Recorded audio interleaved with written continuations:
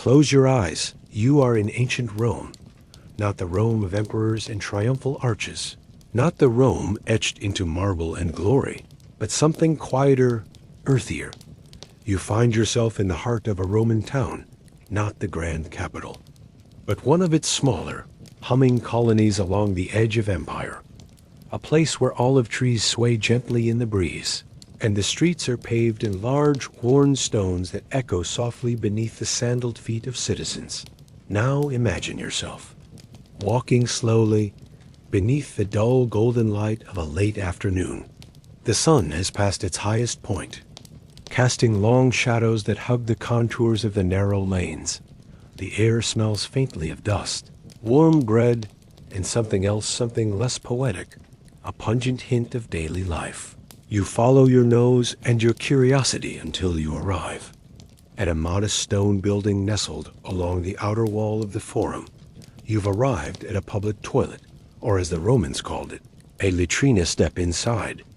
If you will, there is no door to close behind you. Privacy, after all, was a luxury reserved for the dead or the deluded. The sound of dripping water, always present, hums like a second heartbeat. Your sandals meet the cool, damp floor, and the stone is slick, not dangerous, but polished with centuries of use before you.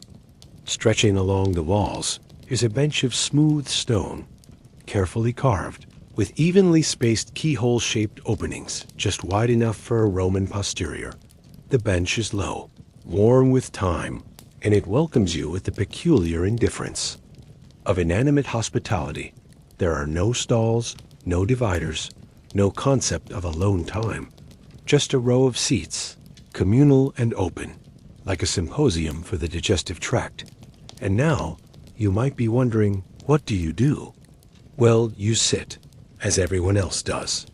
Perhaps you nod to the man beside you. He's humming softly, absent-mindedly carving his name into the wall with a bit of bone. Perhaps you exchange pleasantries about the weather, or the price of fish, or which amphorae of wine are going sour. Conversation doesn't pause here. It simply continues. It was not shameful. It was not private. It was just another task of the day. For the Romans, using the latrine was as public as buying grain or praying at a shrine. Beneath your feet, water trickles gently through a channel that hugs the base of the bench. A secondary groove runs just in front of the seat openings here. A small stream runs endlessly, a Roman invention of polite sanitation.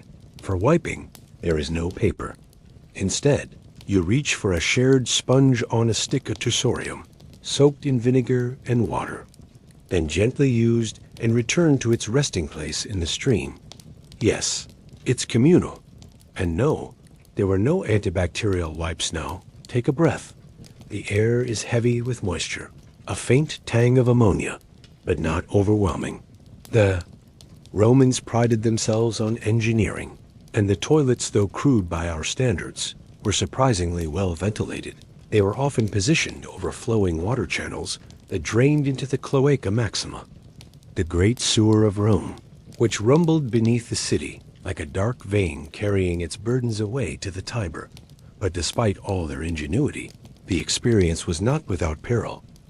You see, under those stone benches, the dark sewer void was more than just a pipe. It was alive in its own way. Insects bred in the moist warmth. Gases built up, noxious and explosive. There were stories, whispered perhaps a bit too loudly, of men being burned or bitten, or otherwise ambushed from below. To prevent this, some toilets were equipped with incense or flames, or prayers carved into the walls, superstitions and science, mingling like smoke and air still. People came, they had to. Most Roman homes, especially those of the poor, had no private facilities. The latrina was necessary, practical, and in its own strange way, social. It was a place of gathering, gossip, and community, albeit with a very specific purpose. And so, imagine yourself there, on that worn stone bench, listening to the burble of water, the scrape of sandals, the occasional burst of laughter echoing from another room. The heat of the day is fading. Shadows stretch farther. The rhythm of Roman life continues digesting, flowing, and always returning to the same old places you wouldn't last. A day here, not really, but you would be forgiven for trying. Shall we step back into the sunlight? Asterisk, let us linger a little longer, not in the stalls of power, but in the recesses of necessity. The Roman Empire was built not just by senators and soldiers, but by those whose names history rarely records. So let us meet one such man. Latrine attendant. His name has been lost, but let's call him Gaius. As many were Gaius wakes before dawn. He sleeps in a cramped room above the bakery where his cousin works. His bed is straw, flattened thin with time and the wooden shutter on his window doesn't close properly. The sounds of the city are already starting. A cartwheel creaking, a dog barking, a neighbor's child coughing in the rhythm of early morning illness. He dresses simply, tunic, belt, worn sandals around his waist. A loop of rope holds a bucket. Within it, vinegar, rags, and a few battered tools. His job is not glamorous, but it is steady. In Rome, people always needed what he provided: cleanliness, maintenance, and the quiet comfort of familiarity. By the time the sun peeks over the rooftops, Gaius is already unlocking the door to the public latrine near the bathhouse. He swings it open on groaning hinges, takes a moment to breathe in the stale, damp air, and begins his routine. He lights a small oil lamp, not for light, but for scent. The smoke curls lazily upward, mingling with the smell of stone and salt and waste. He checks the water channels. Are they flowing freely? Has any blockage formed overnight? He clears debris with a stick. He fills the vinegar jars. He washes the sponge sticks, swishing them gently, tenderly, like a shepherd tending to his flock. You see, Gaius is part custodian, part caretaker. He sees the worst of what the body offers, and he meets it with methodical patience. Some mornings he hums. Other mornings he mutters a prayer to Clochina, the Roman goddess of the sewer, whose shrine once stood near the Forum. A modest deity, forgotten by most, but remembered by him as the day progresses. People come and go, men in fine cloaks, women with attendants, foreigners puzzled by the lack of partitions, children giggling, then shushed by tired mothers. Gaius watches them all. Though few meet his eye, he is invisible, except when something breaks once. A senator's son dropped a ring into the channel. Gaius was the one who retrieved it up to his elbows, cursing softly, but triumphant. They gave him a coin. He kept it hidden in his shoe for months, unwilling to spend such a rare treasure. But not all days are gentle. There are times when blockages back up, when the gases hiss too loud, when something rat, snake, spirit rises from the deep and forces him to beat it back with a stick. And a curse. Still, he returns. Always he eats a simple lunch in the shade: olives, stale bread, and a bit of cheese if the gods are kind. Sometimes he shares with the stray cat that lurks nearby, her green eyes watching everything, judging nothing by dusk. Gaius rinses the last of the sponges, clears the benches, and locks the door. His hands smell of vinegar and lye, his feet ache, his body hums with fatigue. He walks home slowly, passing the tavern where laughter spills like wine onto the street. No one calls his name, no one really knows it, but he smiles anyway. He has done his part. He has kept the filth of the empire moving, one sponge at a time. So, as you lie back now, perhaps with fresh sheets and a quiet room, think of Gaius. Think of the man who held a sponge, not as a symbol of shame, but as a tool of duty. The rhythm of Roman life pulsed through his hands too, and tomorrow he will be there again. Asterisk, asterisk. Imagine a city that breathes not just through its streets and forums, but through its underbelly beneath the Rome that glittered with triumphal arches and bustling marketplaces. There flowed a hidden world, a world of darkness, of silence punctuated only by the trickling of water. This was the Cloaca Maxima, the great sewer of Rome. The name itself, cloaca, has an odd softness to it, from the Latin for to cleanse or to drain. It reminds us that even the most glorious civilizations must manage their messes. Built in the 6th century BCE, long before emperors wore laurel crowns, the cloaca began as a modest drainage channel meant to dry out the marshlands of the early city. But over centuries, as Rome grew from a village of huts to an empire of stone, the cloaca grew too widened, deepened, reinforced. It became a marvel of ancient engineering, a subterranean river of filth and function. Picture it now. You're walking through a stone corridor beneath the forum. The ceiling is low, the walls damp, and the air is thick with a cool mineral tang above you. Life unfolds in temples and taverns below. A steady current flows, carrying waste, runoff, discarded food, sometimes the odd offering to whatever gods might still listen in the dark. And it was built, yes, by slaves, by workers, by human hands. The Romans were meticulous. Their city was laced with cloaca, small branch drains feeding into the great artery beneath. Public toilets emptied into them. Rainwater from rooftops joined them, even bathhouses. Those grand marble sanctuaries of relaxation poured their used water downward, where it mingled with less savory fluids and continued its silent journey toward the Tiber, to a Ramon. This was civilization, not the grandeur of palaces, not the thunder of armies, but plumbing, flow control. And yet, the cloaca was more than just a sewer.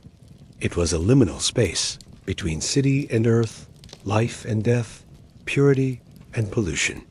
Priests of certain cults conducted rituals near its mouth. One legend tells of a sacred spring flowing through the cloaca where women seeking fertility might pray. Another whispers of political enemies cast into the murk, their names scrubbed from stone and memory alike. Sometimes objects were found there, rings, coins, figurines, lost or perhaps offered. One archaeologist, careful and quiet, once unearthed a small child's sandal from the depths of an ancient sewer, perfectly preserved in mud, the leather still soft. A quiet echo of someone who once ran through the streets, laughed, lived, and disappeared, leaving behind only a shoe and a question. The cloaca reminds us of something gentle and humbling, that history is not always loud. Sometimes it is hidden, flowing softly beneath our feet. Now, return to the surface. The light stings. The eyes a little, doesn't it? The forum bustles as always. Pigeons flutter. Senators debate. No one glances down. But you know it's there, beneath the marble, beneath the glory. A river, always moving, always carrying the weight of the empire's invisible labor. Let your mind drift now to another space, one far removed from the darkness of the cloaca, yet inextricably linked to it. The Romang Thermae, the public baths. Here, things smell different, of oils and steam, of crushed herbs and human heat. The air is moist, heavy with the mingled breath of dozens, sometimes hundreds of bodies. It is not silent. It is never silent. Water splashes, voices echo. Muscles are slapped, backs are scrubbed, gossip is traded like coin. If the latrine was the great equalizer, then the bath was the great separator. The grand baths like Caracalla's or Diocletian's were architectural. Poems. Marble columns reached skyward. Mosaic floors glittered with images of dolphins and gods. Heated floors warmed the soles of bare feet. And yet they were open to most citizens, regardless of class, an astonishing notion, even by modern standards. Still, what you experienced within their walls depended greatly on your place in the world. Imagine now two Romans entering the baths. One, a senator, his toga traded for a fine linen tunic. He is greeted by name, A slave carries his oils and towels. He moves slowly, luxuriously, from room to room. The frigidarium with its cold plunge, the tepidarium for gentle heat, and finally, the caldarium, a steam-filled chamber hot enough to melt worries from your pores. Attendants scrape oil and sweat from his skin with a strigil, chatting idly. He emerges renewed, purified, reborn in the eyes of Rome. The other man call him Marcus, a cart driver. His tunic is rough wool, his hands cracked from work. He pays the small entry fee, barely affordable, and makes his way to the same waters. But he moves quickly, avoids eye contact, peeps to the side. He carries his own oil in a reused flask. He has no slave, no one to scrape his back. He bathes as one passing through borrowed grandeur, not quite allowed to belong. And then, beyond, the walls of the baths altogether are those who do not enter. The poorest of Rome, the laborers, the beggars, the enslaved too ragged or too weary to pay even a few quadrans. For them, cleanliness comes by bucket and basin, a cloth dipped in rainwater, a stolen splash from a fountain. The rivers, though fouled and swift, offer their own rough mercy. Some of the wealthiest homes had private baths, tiny versions of the thermae, complete with pipes and tiled floors. Heated by hypocaust systems, ingenious networks of fire-lit channels beneath the floors. These home baths were both luxury and symbol, a mark of true Roman identity. But the irony, of course, was that water flowed unevenly. Rome had 11 aqueducts, pouring thousands of gallons into the city every day. Yet the flow tilted toward wealth, toward fountains in front of temples, toward the mansions of senators. Meanwhile, tenement blocks insulate shared thin trickles and often none at all. And so, cleanliness, like so much in Rome, became a reflection, not just of hygiene, but of status, of access, of whether you washed with warm oil in marble splendor, or scrubbed your face with cold water, hunched over a cracked basin in the dark. It is worth noting that Romans did not bathe to remove dirt alone. They bathed to express civility, Romanitas, the very essence of being Roman. Cleanliness was social. To be clean was to be seen. To be seen was to exist. And in this, perhaps, there is something familiar. Even now, we measure worth by appearance, by polish, by the subtle cues of who has time to bathe and who does not. So rest now in the comfort of your present. Your warm water, your soap that smells of lavender, your towel dried in sunlight, or a machine's soft hum. The rituals may have changed, but the longing has not. To be clean, to be whole, to be seen. Take a deep breath, not too deep. The air of ancient Rome is not quite like ours. There is something older in it, something heavier. It clings to fabric, nestles into hair, fills lungs without asking permission. Rome is a city of smells. Not just one, not even a dozen, but a complex, shifting collage of scents that swirl and mix as you walk from one insula to the next. To live in Rome is to breathe. In the empire's breath-layered, dense, and very much alive. Imagine the morning market in the Forum Boarium, Rome's ancient cattle market. You pass by wooden stalls, sticky with yesterday's transactions. The air is thick with the musk of animals. Warm, breathing beasts, oxen, goats, pigs tethered, or herded. Some are still alive, bellowing impatiently. Others lie quiet and still, their forms already parted out for buyers. There is blood in the dust. Not rivers of it, but spots and smears subtle, like the fading memory of a wound. It smells not just of iron, but of effort, of labor, of food becoming something else. Next, you pass a taberna, a small shop where garum is sold. Ah, garum, the pride of Roman cuisine. A fermented fish sauce made by layering fish guts and salt in great clay jars and letting them stew under the sun for weeks, sometimes months. It smells like a dying ocean. like brine and decay and ambition. And yet Romans love it. They pour it over bread, meat, vegetables, even fruit. For them, it is flavor. For you, perhaps, it is something to endure. Then comes the bakery. Here the smell is kind, almost redemptive fresh bread baking in a domed oven, crusts crackling, air sweetened by grain. For a moment, your shoulders relax. This is ascent, you know. The line between past and present blurs, if only for a breath. But just as quickly, you pass a Phalonica a laundromat in Roman terms. Men and women here are knee-deep in vats of urine and lye, stomping tunics and togas into cleanliness. The ammonia bites the air. They collect urine from public pots placed on corners, paid for by the government. It is prized for its cleansing power. The Romans wash their clothes in your wince. And of course, the streets themselves contribute their own notes. Trash is piled in alleys, slowly decomposing. Human waste is sometimes carried in chamber pots and emptied out windows, despite laws. The smell of bodies is everywhere, not just sweat, but the rich, constant perfume of existence in close quarters. The tenement houses insulate, rarely have plumbing, rarely have airflow, rarely have space. In the richer quarters, perfumes hang heavier. Sandalwood, myrrh, rose oil. But even here, underneath the surface, the older smells still linger. No scent in Rome ever fully disappears. It is merely covered, layered, perfumed. And yet, for all this, Romans do not complain. Not in the way we might. They are used to it.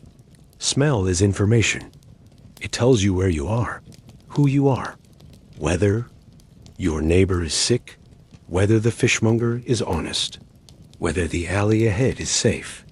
Some even believe that the gods are in the air. That smell itself is divine. Temples are thick with incense. The smoke is meant not just to please the gods, but to cleanse the mortal nose. To live in Rome is to know your city by scent, just as much as sight. So as you lie there, in your clean room, beneath your soft blankets, take comfort in what you no longer smell. There are no pigs in the hallway, no vat of fermenting garum below your window, no public sponge rinsing in vinegar nearby. Still, the past lingers, quietly, like a whiff of something you can't quite place. Let us return, just for a moment, to the toilet. Not for its scent this time, or its engineering, but for its voice. Yes, voice. Because though the public latrines of Rome lacked privacy, they did not lack expression. Their walls spoke. Still do in some places, if you know how to look. The Romans had a habit, a very human one, of scratching their thoughts into stone. Graffiti, not vandalism in their eyes, but communication. Statement, presence. The latrines, with their long stone benches and unhurried users, became a sort of social medium. You sit, you wait, you write. What do you write? Some wrote jokes.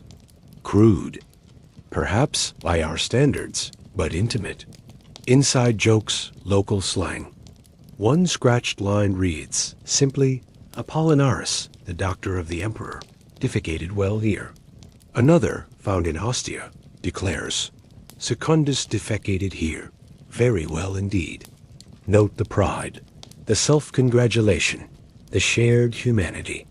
There are insults too. Rivalries, carved with dull tools and sharp feelings. One scratched line reads, Kyong is a thief. No context, no defense, just accusation, eternal. Some wrote poetry, surprisingly tender. Lines about lost love, about longing. Imagine someone, in a quiet moment, pausing to compose a verse between two strangers, an ode to a woman who walked by and never looked back. Even political slogans found their way onto the latrine walls. A candidate's name, repeated again and again. A crude caricature of a hated official. Satire in soapstone. The public toilet, then, was not just a necessity. It was a canvas, a confessional, a stage. Think of what it means that the places we deem lowest are often where we speak most honestly, without audience, without artifice. A scratched line in. A dark corner says more than a speech from a marble balcony. Archaeologists have cataloged thousands of pieces of graffiti from ancient Roman toilets and bathhouses. Some are indecipherable now, eroded by time, by water, by touch. But others remain crisp, words chiseled by anonymous hands who never dreamed of being remembered, and still here they are. One might ask, what will survive of us? Which of our casual words will be read 2,000 years from now? A social media post? A note left on a desk? A name scratched into a school desk? Perhaps. Perhaps not. But in Rome, even the latrine spoke. And now, as you rest, with no need to carve your name into anything, consider this. The human need to speak, to be seen, to leave a mark. It endures. Whether in marble, on parchment, or beneath a sponge. Even in silence, the walls sometimes whisper. Water, to the Romans, was not just necessity, it was triumph. Not merely for drinking or bathing or flushing waste away, but as a symbol of civilization itself. To control water was to control chaos. To bend rivers and springs to your will was to prove you had risen above nature. It was, in essence, a quiet declaration of dominance. Over the elements, over distance, over time. Now imagine yourself walking along the Aqua Claudia. This great aqueduct, one of 11, that nourished the capital spans the horizon like a skeleton of stone arches. It begins in the hills miles away, where springs bubble clear and cold. The water travels down, guided only by gravity, through gently sloping channels so precise that the incline was often no more than a few centimeters per kilometer. Inside the aqueduct, dark and cool, the water flows in silence, sometimes enclosed in pipes, other times in covered trenches or tunnels carved through stone. The Romans were masters of maintenance. Every few miles stood an inspection shaft, where workers could climb down to clear silt, patch leaks, or chase out the occasional rat or snake that had lost its way. Water flowed into Rome not in one great rush, but in steady, ceaseless rivulets like veins feeding a giant body. From aqueducts into cisterns, from cisterns into lead and clay pipes, from pipes into homes, bathhouses, fountains, and yes, public toilets. To walk through Rome was to hear water, trickling, splashing, singing its low, constant song. Some of the wealthiest homes had private access, paid for with high taxes or imperial favor. They piped water not only into their kitchens and lavatories, but also into ornamental fountains, small cascades to soothe the eye and ear, the very sound of wealth. But in public spaces, the aqueducts gave freely. Fountains poured at street corners where citizens could drink, bathe, or fill jars. Latrinae had built-in basins fed by these same sources, constantly washing the sponge sticks, refreshing the stream below the stone benches. Still, there were limits. During droughts or political crises, the aqueducts became targets. Sabotaged, neglected, or taxed. Emperors who repaired or expanded them were praised not just for generosity, but for wisdom. The people knew an empire with water was an empire at peace. And like all things Ramang, the aqueducts had their gods. Nymphi, the spirits of the springs. Shrines were built near sources and along channels, where offerings of wine or flowers might be left, a plea for continued flow, a whisper of thanks, a hedge against sudden silence. In the quiet of night, the water still moved. And perhaps this is what made the Roman system so powerful. Not its scale, though it was vast, but its constancy. Day after day, the aqueducts brought water to the heart of empire. They asked no attention. They gave without fanfare. They were In their own way, humble giants. So now, as you lie still, maybe with a faucet dripping softly in the background or the sound of a distant shower, think of that flow. Unbroken, calm, clean. Not all greatness announces itself. Sometimes it arrives, drop by drop. Imagine yourself as an ordinary Roman citizen, not a senator, not a soldier, not a slave, just someone in between. Someone who works, eats, bathes, and tries to avoid getting trampled by a passing mule cart on the way to market. How did you stay clean? The modern world offers 1,000 tiny luxuries. Running water, flush toilets, hot showers, deodorant, soap with names like Ocean Breeze. But in ancient Rome, hygiene was a careful, conscious ritual and not an easy one. You begin your day in a cramped apartment, perhaps on the 3rd floor of an insula, a tenement building. The ceiling leaks. The air is warm, and already the noise of the street below is rising like heat. You wake up not to birdsong, but to the sound of metal pans clanging and someone yelling in a dialect you don't quite understand. There's no sink, no basin, just a clay jug of water. Fetch it from the nearest fountain the day before, and a warm cloth. You dab your face, your underarms, a splash on the neck. It's not refreshing, not really, but it's something. You make your way to the latrine. The nearest one is public, as are most. Along the way, you pass an open gutter running with water and refuse. You step carefully. You've learned which stones are safe, which are slick, which have hidden traps beneath the grime. Once inside the latrine, you find it half full. Familiar faces, some nod in greeting. You sit on the stone bench, do what needs doing, then reach for the sponge stick dipped in vinegar and water, shared by all. It is not pleasant. It is not shameful. It simply is. If you're lucky, today is bath day. You make your way to the local therme. It's noisy, crowded, warm. You pay your fee, a few coins, if you have them. You undress in the apoditerium, hand your clothes to a boy who may or may not keep them safe. You move through rooms, from cool to warm to hot. You sweat. You scrape oil from your skin. You rinse. You breathe. You emerge lighter, cleansed, for now. But you still need to dry yourself. Towels are not provided. You bring your own, thin and coarse. You dry quickly, then dress and return to the streets. On the way home, you stop by the fountain. You fill your jug. Perhaps you pause to chat. The water runs constantly, fed by an unseen aqueduct. You are grateful for it. If the flow stops, life becomes harder, even dangerous. At night, you relieve yourself into a chamber pot, emptied in the morning. If you're careful, you carry it to the collection point. If not, you dump it into the gutter. The law forbids this, but the law sleeps after sunset. And through it all, you wear your cloak, your lacerna or pienula, not just for warmth or style, but as armor, against rain, against filth, against the world. You pull it over your mouth when the smell grows strong. You wrap it tight when the winds rise. It is not ideal.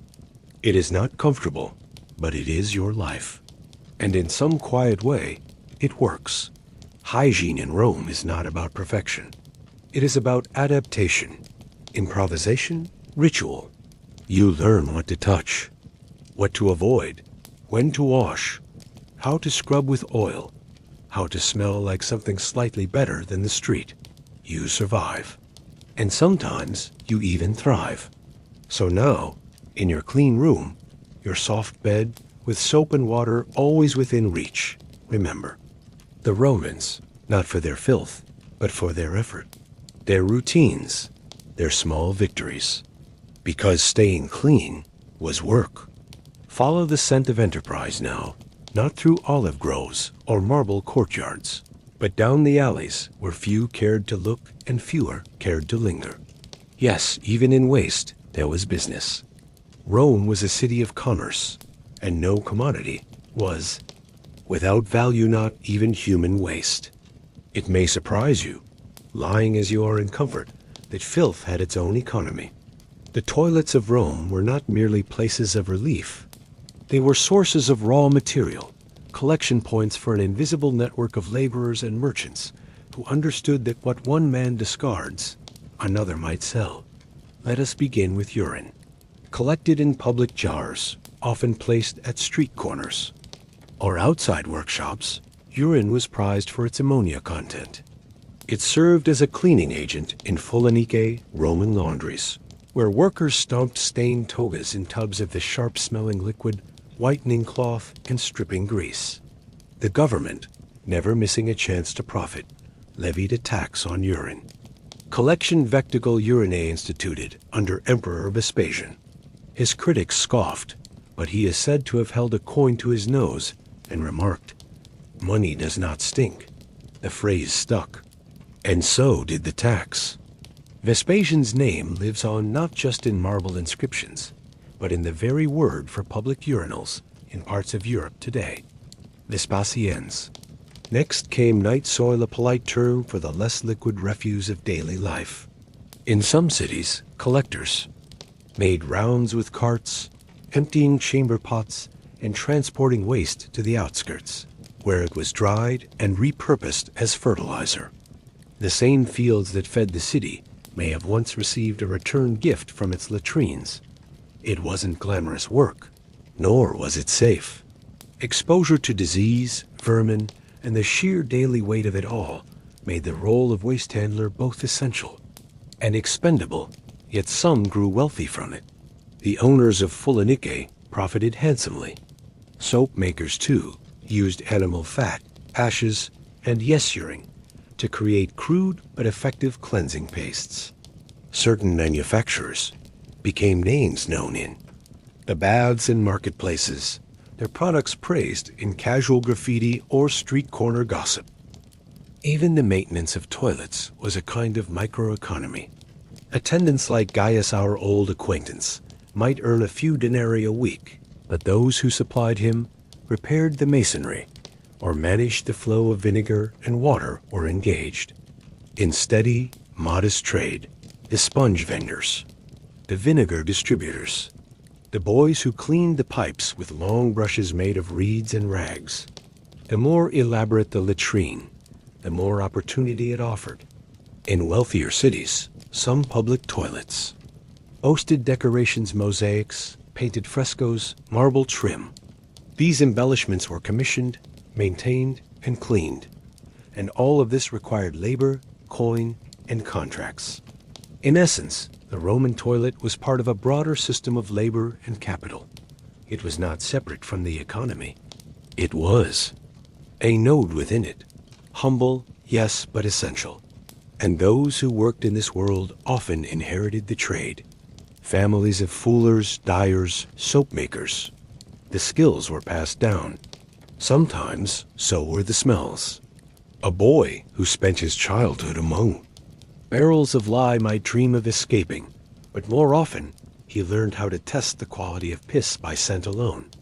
The city's filth was constant, and so was the profit to be made from managing it.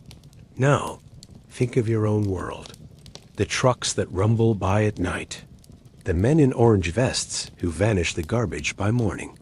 The silent pipes that carry your waste away. Do you know their names? Do you know who profits? The Romans did, or at least some of them did. Enough to tax it, enough to write about it, enough to carve a small but pungent slice of the economy from the guts of the city. So when next you flush, consider this. The toilet may be private now, but the labor behind it never was. Even in a world of marble and reason, the Romans feared what lurked in the dark. And nowhere was that fear more intimate than in the latrine. Let us step once more into that damp, stone-lined chamber, this time with different eyes. Not as curious travelers, but as cautious believers. The kind who mutter charms under their breath and glanced twice at the shadows, because beneath the rational surface of Roman engineering lay a rich and restless bed of superstition. Public toilets were, after all, thresholds, places where the human body was exposed, vulnerable, where bodily functions mixed with water and darkness, echoing into unseen depths. To sit above a sewer was to perch atop the unknown, and what might rise from that unknown? Spirits, said some. Demons of the underworld, malevolent entities, mischievous, imps, creatures who resented the filth thrust upon them, or who simply delighted in frightening mortals when they were most unguarded. Reports whispers really spoke of voices echoing from the pipes, of figures glimpsed in the water, of flames leaping unexpectedly from the holes. Gas explosions, we might say, methane igniting in enclosed spaces. But they had no such term. For them, it was a bad omen, an angry god. In response, Romans developed protective rituals. Some latrines bore carved images of phalluses, symbols not of vulgarity, but of protection. In Roman belief, the erect phallus warded off the evil eye, a curse of envy and malice. You might find such images above a toilet seat, chiseled into the stone or painted with red pigment long since faded. Others left small amulets near the drains. Bits of metal, carved bone, charms shaped like fists or eyes. A prayer to keep the spirits at bay, to ensure nothing crept up while one's back was turned or worse, exposed. Children were often discouraged from entering public toilets alone. Women, too, were wary, especially in rural areas where isolation bred stories. Better to go in pairs. Better still to go quickly, silently, and with a touch of reverence. One inscription found in a latrine reads, "May Pluto take he who defiles this place." A warning, a curse, a statement of boundaries. Another curious practice was the offering of coins to the toilet's guardian spirit, tossed not for luck, but for protection.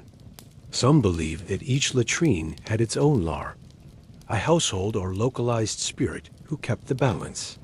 Disrespect him, and you risked illness, accident, or worse.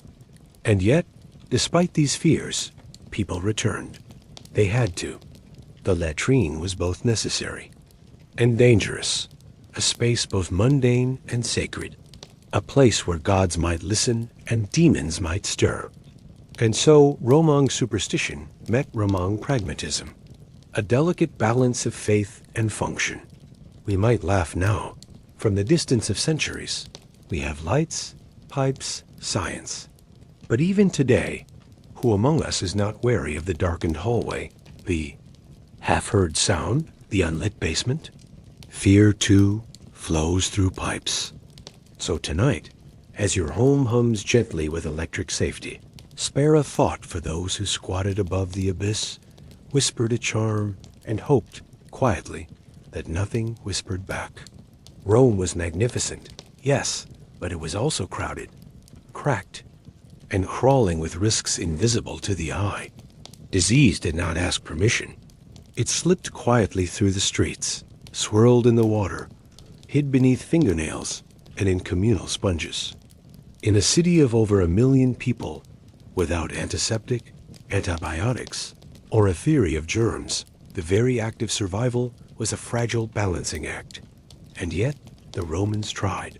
Their approach to public health was not modern, but it was not foolish. It was born not from microscopes or laboratories, but from observation, repetition, and a deep respect for order. They understood that filth breeds illness, even if they didn't know why. Enter the aediles magistrates tasked with maintaining the city's cleanliness. Part janitor, part judge, part urban planner, the aedile managed markets, streets, and, yes, latrines. They ordered the cleaning of gutters, the repair of sewers, the enforcement of laws, banning the disposal of waste from upper windows. They were not doctors, but they were, in a way, guardians of wellness. And still, disease came. The latrines, for all their marble benches and flowing water, were hubs of contagion. Communal spaces with little privacy and less sterilization. Sponges rinsed between users were steeped in vinegar. Yes, but vinegar only does so much. Parasites, bacteria, and the unseen pathogens we now name with Latin label Z. Coli, Salmonella, Shigella thrived. One might emerge from a latrine cleansed in body and cursed in gut. Dysentery was common, as were stomach fevers and infections that drained a man faster than battle. Public bathhouses, too, could spread. Illness, warm, damp, crowded places where skin met skin and microbes passed without introduction. And yet Rome persisted, because not all was ignorance. Aqueducts brought clean water, and cesspits carried waste away from homes. The wealthier. Homes even had rudimentary septic systems, their own clay pipes to siphon off waste. Some physicians advised boiling water. Others warned against eating certain foods during hot weather. Even without germ theory, Romans noticed patterns. They adapted. Herbal remedies were plentiful. Infusions of mint, thyme, or rue. Compresses, soaked in vinegar. Oils scented with lavender. Charms carved into rings. A blend of medicine and magic, both administered with care. And when the body failed, death was no mystery. Funeral processions moved solemnly through the streets. Sometimes grand, sometimes quiet. Bodies were burned, then buried. Cemeteries were placed outside the city walls, beyond the reach of the living, as if to mark a clear boundary. But memory lingered, names carved in stone, offerings left at tombs. Even in death, Romans honored the body. They feared pollution of the living, but they respected the passage of the soul. In many ways, Rome was ahead of its time. In others, it was simply surviving as all cities do, through trial, through error, through the wisdom of repeated habit. And as you rest now, in a world of filtered water and digital thermometers, remember the millions who came before, who washed their hands in cold aqueduct water, who whispered prayers into vinegar, who faced illness not with panic, but with routine. They were not so different from us, just earlier in the story. Cleanliness in Rome was never just about smell. It was a statement, a social performance, a language spoken without words, where to be clean was to be civilized, and to be dirty visibly, audibly, olfactorily dirty, was to be less than Ramon. Let us walk now through the Campus Martis, where men train, argue, lounge, and bathe. Among them, you can immediately tell who matters. Not by speech, not by jewelry, by scent. The wealthy Roman might wear perfumed nard from India, or cinnamon oil from Arabia. His clothes would be freshly laundered by a fuller, his sandals clean, his beard trimmed, his skin oiled and scraped by a slave with a strigil. He glides across the paving stones with a kind of polished ease. He smells expensive. By contrast, the poor laborer, let's call him Lucius, carries the grime of the street on his cloak. He bathes when he can. He washes his tunic once a week, perhaps, but he smells of work, of old wool, of the city's breath. It is not shameful. It is simply known.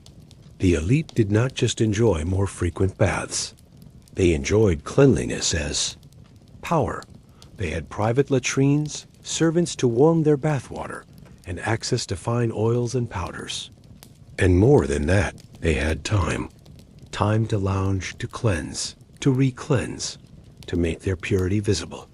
A patrician never had to explain his status. He exuded it. Meanwhile, the urban poor made do. Public baths were affordable, yes, but not always accessible. Lines were long. Clean water unreliable.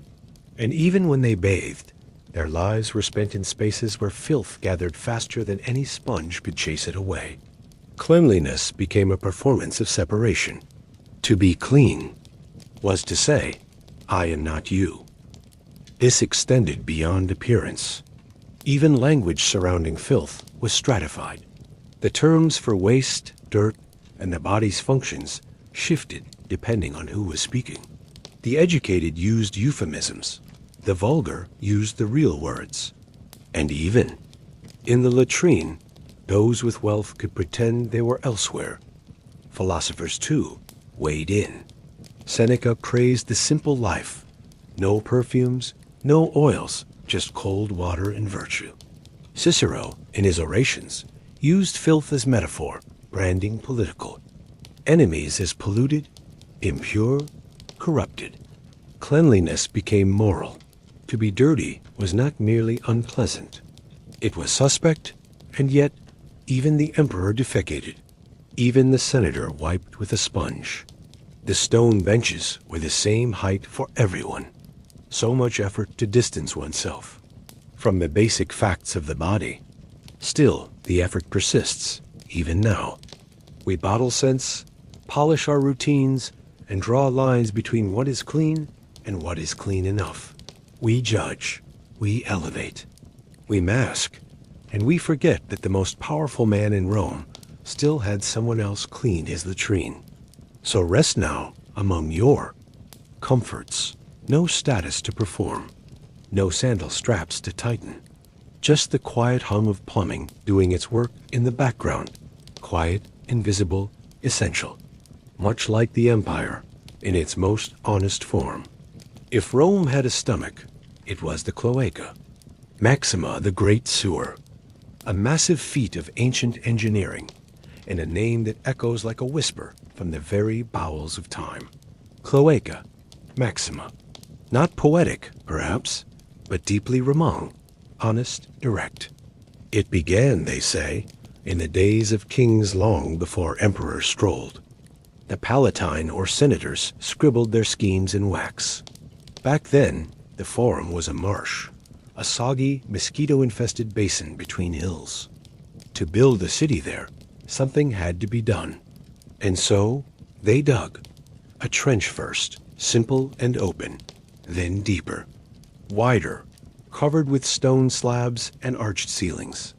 Eventually, it became a tunnel, vast and dark, capable of swallowing rivers, rains, and refuse alike. The Cloaca Maxima drained not only the forum, but the city around it.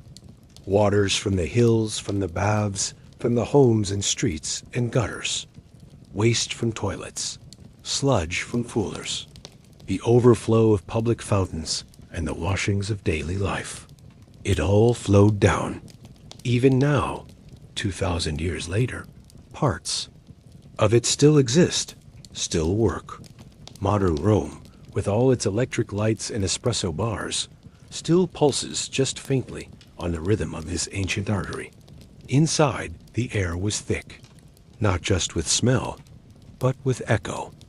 The occasional worker, sent to inspect or clear a blockage, would enter with a torch, his footsteps sounding against damp stone. Rats skittered ahead.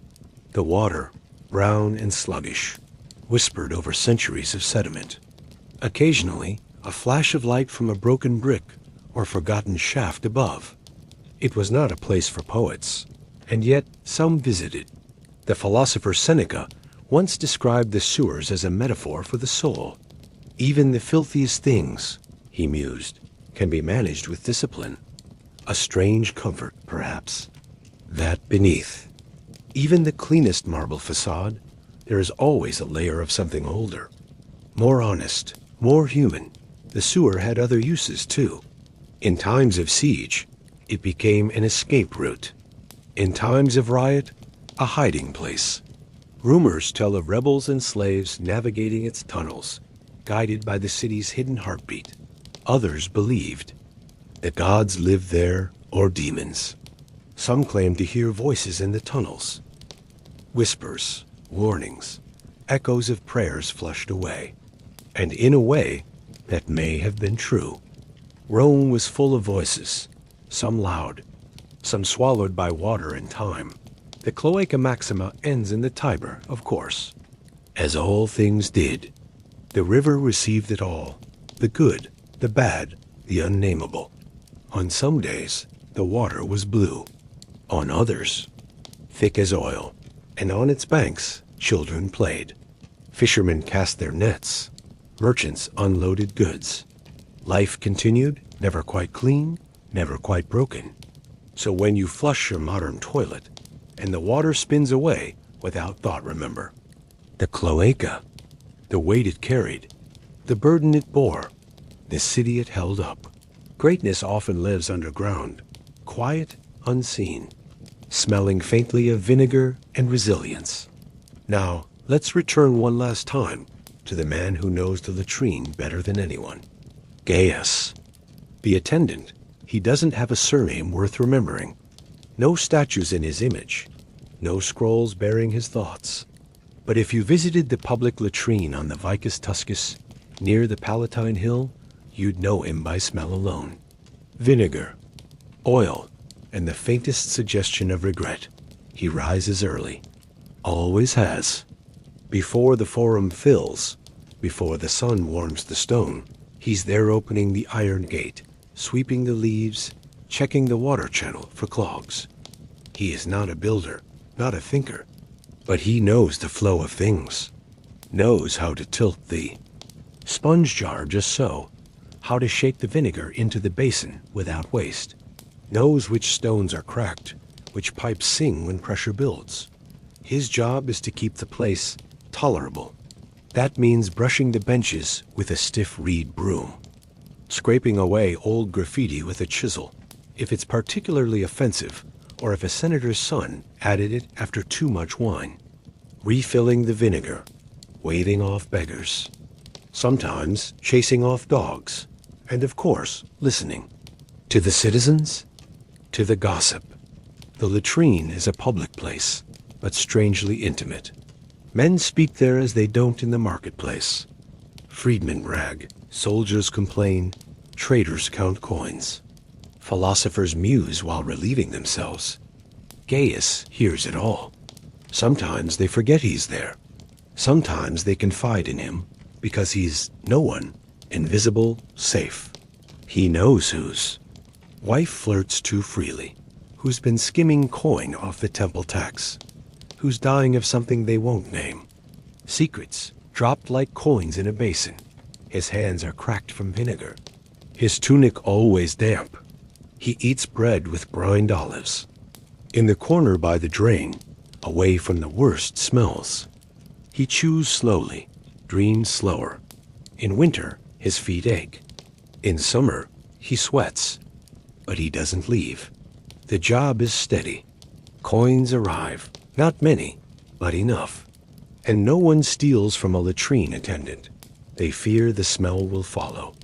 He once wanted to be a teacher, knew a little Greek, recited lines from Homer while scrubbing benches, until one day a boy laughed and mimicked him. He stopped after that. Now he hums. Some days he imagines leaving, taking a ship east, finding a quieter place. But who would run the latrine? Who would remember the way the water needs coaxing after heavy rain? No, he belongs here, with the whispers and the damp stones and the rhythm of the day. So when night falls and the last citizen departs, Gaius lights a small oil lamp. He walks through the latrine, checking each seat. There's comfort in routine, in knowing that tomorrow will smell exactly the same as today. And as you lie there, drifting between now and sleep, think of Gaius, the man who kept the toilet clean so others could dream of better things. Not all heroes wear togas. Some carry vinegar and a broom. There are many ways to be Roman, but none so public or so revealing as a visit to the bathhouse. And while it was not the toilet, not exactly, the Thermi shared a lineage. Both were communal.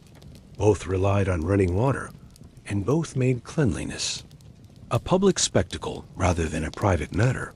Imagine entering the baths of Caracalla, one of the grandest in Rome, a cathedral to comfort. The air is damp, scented faintly with oil and bodies in time. The ceilings soar like those in a temple. Mosaics glimmer underfoot.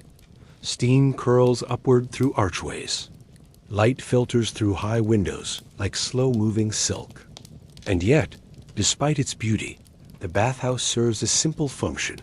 It is where the empire scrubs itself clean.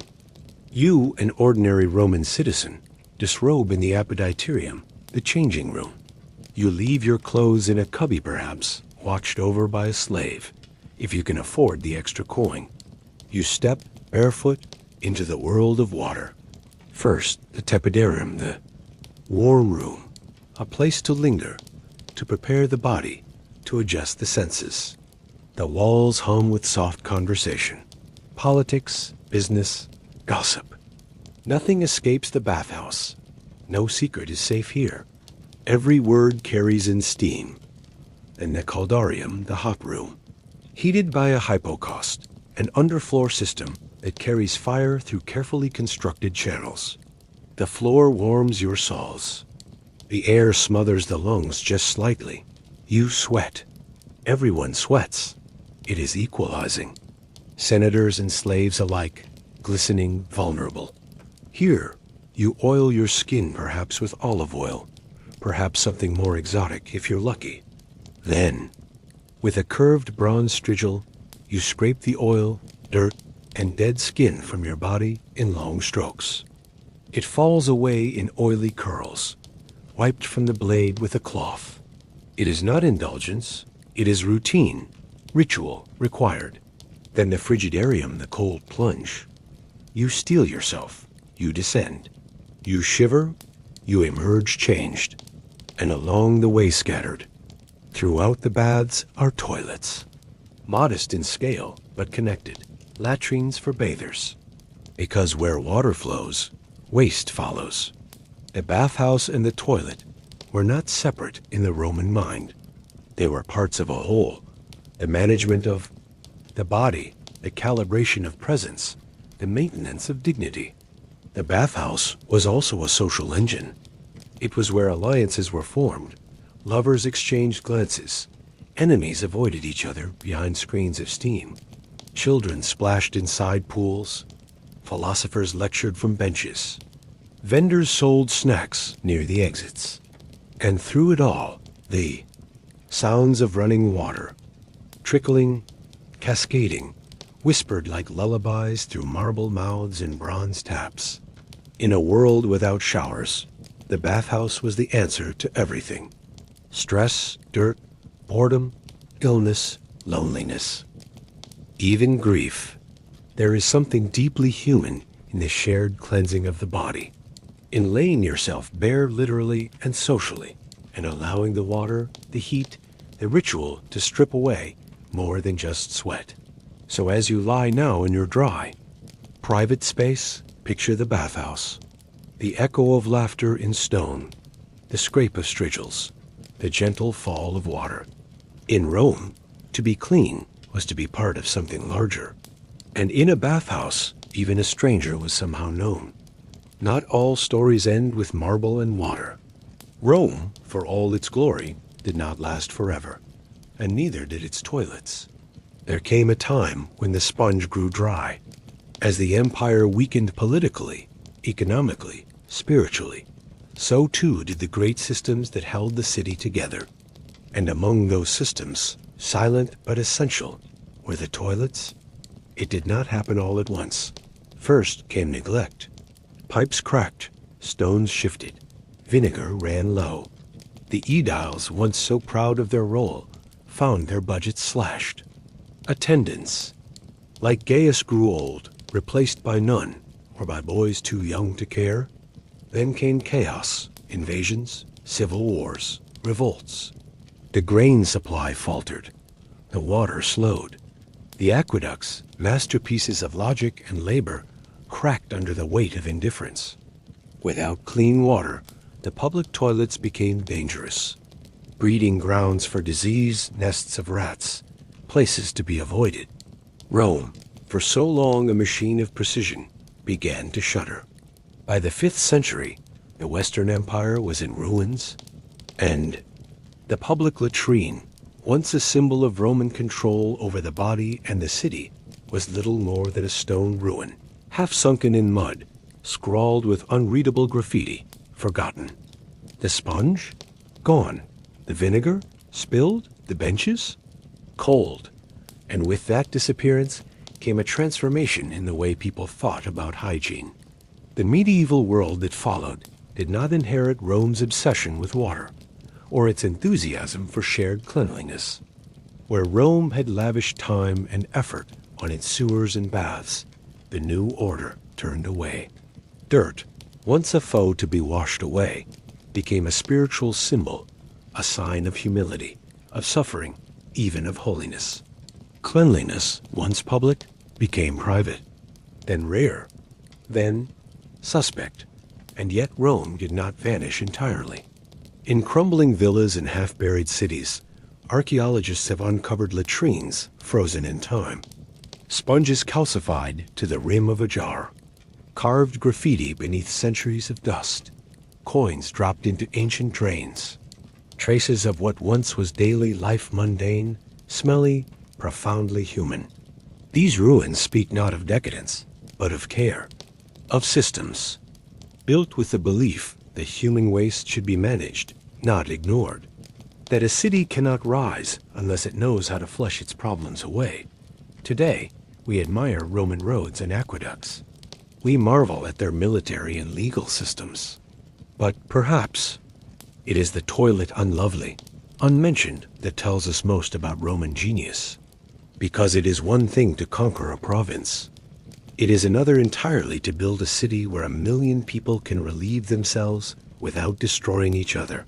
So rest now and remember, greatness too can be measured by where it goes when no one is looking. The Romans had gods for everything: thresholds, hinges, drains, dreams, and yes, even for toilets. To us, a toilet is a tool, a utility, something to be used and flushed and forgotten.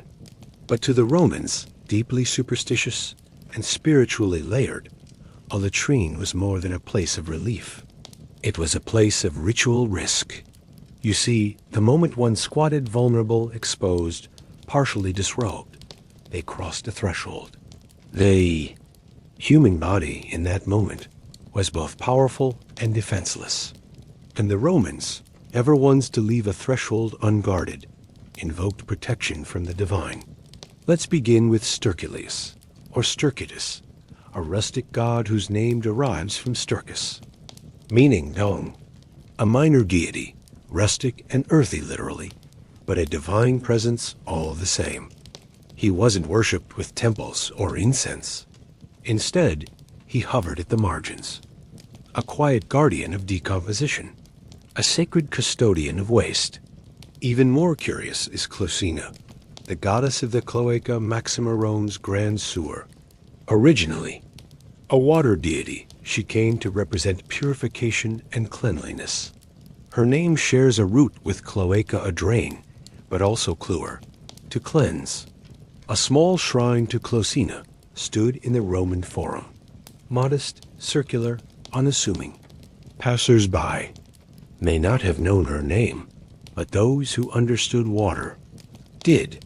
These were grand, thunderous gods. They were quiet ones, background deities, the gods of necessary things. Rituals evolved to honor them: small gestures rather than grand processions. When visiting a toilet, some Romans muttered charms or carried amulets.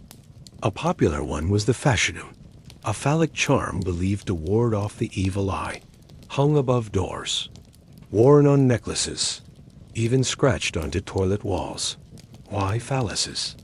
Because the Romans believed its male generative force was a potent symbol of protection, capable of pushing back spiritual filth as well as physical. In the fragile moment of bodily exposure, they wanted every symbol of power nearby. Some even believed that certain days were unlucky for relieving oneself. The dies nefasti days marked as religiously or politically inappropriate made some citizens hesitate. Others avoided latrines at night, when the veil between worlds was thinner, and strange things were said to emerge from the drains. In rural homes and villas, the toilet might sit just outside the lararium, a household shrine. There, images of the Lares and Penates, the protective household gods, stood watch. And while prayers weren't typically offered directly to these deities for bathroom safety, their presence served as a quiet assurance. The home, in all its messy humanity, was sacred. It wasn't all superstition. Ritual cleanliness had practical wisdom too, washing hands before and after, using vinegar as disinfectant, offering a coin at a public latrine for maintenance, part gratitude, part hygiene. But more than that, these small rites helped the Roman mind reconcile something universal yet unmentionable. That even in an empire of conquest in marble, the body still demanded its small daily humiliations. To honor that was to be human. And in Rome, even humanity could be holy. Rome was not just the city, it was a world. From the damp hills of Britannia to the dusty plazas of Palmyra, Roman engineering marched in sandals across continents. And where Roman roads went, Roman latrines followed. Let us walk now, far from the marble heart of the capital, to the edges of the empire, to frontier forts, coastal towns, desert outposts. There, too, people sat on stone benches less ornate, perhaps, but familiar. In Ebracum, modern-day York, in northern Britain, the winters bit hard. Yet even in the chill, soldiers at the fortress used latrines flushed with diverted rainwater. The benches were simple, the air damp, but the layout echoed Rome. A shared space, running water, a drain that led away, out of sight. Meanwhile, in Lepsis Magna, in present-day Libya, the sun blazed. The latrines there were airy, open to the wind, shaded by colonnades. Mosaics decorated the floors. Fountains burbled nearby. The sponge was still shared, but the scent of the Mediterranean breeze made it almost bearable. And in Petra, carved into rose-red cliffs, travelers and merchants used latrines tucked beside temples and markets. Here, water was precious, the flow less steady. Toilets were sometimes dry, what we might now call pit latrines, but even so, they bore the chill. Roman mark, form, order, design. Roman toilets weren't always imposed. In many cases, they merged with local customs. Adopted, adapted, adjusted. In Gaul, traditional tribal toilets were replaced by Roman-style structures, but often with local innovations. In Hispania, rural, villas sported single-seater latrines that echoed Roman form, but used native building materials, red tile roofs, olive wood doors. Some regions innovated. In Asia Minor, the toilets in cities like Ephesus were built beside the library and theater. Quiet nod to Roman ideals of balance, mind, body, culture. There, elegant marble seats sat above running water, and musicians sometimes performed nearby to mask the sounds. But not all was ideal. At the edges of empire, maintenance lagged. Water shortages were common. Pipes cracked. The sponge dried out. Some latrines fell into disuse, becoming shelters for stray animals or meeting places for less savory activities. Yet even in decline, the latrine remained a marker of Rome. If the road showed you where the legions marched, and the baths where the people gathered, then the toilets showed you where civilization settled. Because Rome did not just build monuments. It built systems, and it expected people to use them, even when far from home, far from comfort, far from the city of seven hills. So picture yourself in a frontier town, the wind tugging at your cloak, a latrine before you, half covered in ivy, but still functioning.